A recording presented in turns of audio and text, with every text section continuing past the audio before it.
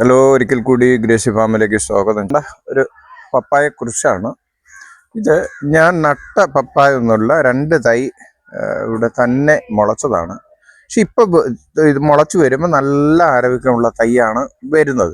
കുറച്ച് കഴിയുമ്പോഴാണ് ഒരു വെള്ളപ്പാട് ഈ ഇലകളിൽ നമ്മൾ കണ്ടുവരുന്നത്. ശരിക്കും പറഞ്ഞാൽ അതൊരു എന്തോ ഒരു വലിയ പങ്കസ. ശരിക്കും ഈ പപ്പായ നശിപ്പിക്കുന്ന ഒരു സാധനമാണ്. നിങ്ങൾ വീഡിയോ ആദ്യമായിട്ടാണ് കാണുന്നതെങ്കിൽ ലൈക്കും ഷെയറും സബ്സ്ക്രൈബ് ചെയ്യണം.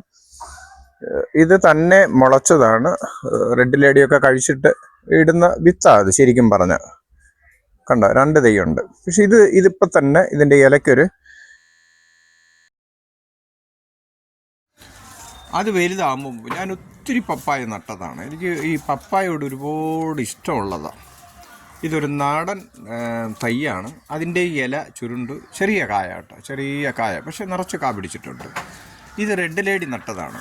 കാ ചെറുതാണ്, ഇത് വലിയ കായല്ല. ഇത് ശരിക്കും പറഞ്ഞാൽ ചെറിയ ഇനത്തിൽപ്പെട്ടതാണ്. എങ്കിലും ഈ പപ്പായ എന്ന് പറയുമ്പോൾ നമുക്ക് ഏറ്റവും നല്ല ഗുണമാണ് കേട്ടോ. നമ്മൾ ഈ ബ്രേക്ക്ഫാസ്റ്റൊക്കെ കഴിക്കുമ്പോൾ ശരിക്കും പറഞ്ഞാൽ ഈ പപ്പായ കഴിക്കണം. പപ്പായ കഴിക്കണം എന്തെന്ന് ചോദിച്ചാൽ ഇതിൻ്റെ ആരോഗ്യം എന്ന് പറഞ്ഞാൽ ഇതിൻ്റെ ഈ ഹാർട്ട് അറ്റാക്കിന് വരെ ബെസ്റ്റ് സാധനമാണ്. ഇതിൻ്റെ ഹാർട്ടിന്, ലിവറിന്, ഇതെല്ലാത്തിനും നല്ല ഔഷധ ഗുണമുള്ളതാണ് പപ്പായ. ഇപ്പം നമ്മുടെയൊക്കെ പറമ്പുകളിൽ എപ്പോൾ സമയം കിട്ടുന്നോ, ഏത് സാഹചര്യം കിട്ടുന്നോ അവിടെയൊക്കെ നമുക്ക് നടാൻ പറ്റുമെങ്കിൽ 2 തൈ എങ്കിലും നമുക്ക് നടണം. ഇത് റെഡ് ലേഡിയാണ്. ഞാൻ വാങ്ങിത്തട്ട ഏകദേശം 75 രൂപയോളം കൊടുത്ത് വാങ്ങിച്ച് നട്ടതാണ്.